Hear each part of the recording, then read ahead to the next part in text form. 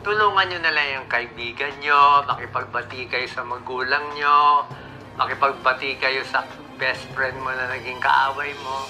Doon ako masaya.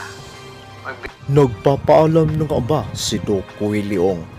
Ito ngayon ang viral at usap-usapan sa social media pagkatapos maraming mga balitang lumalabas na di may pumanaw na ang nasabing sikat at vlogger na doktor.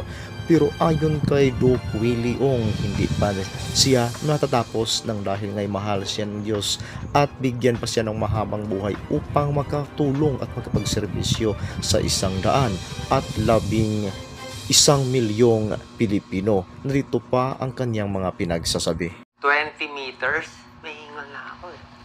Salita lang nga, may hingal na ako. Paano nga, bugbog tayo sa chemo? Gusto natin palitin yung bukol, di ba? Nilalabanan ng katawan mo. Hirap ka pa matulog, marami ka pang side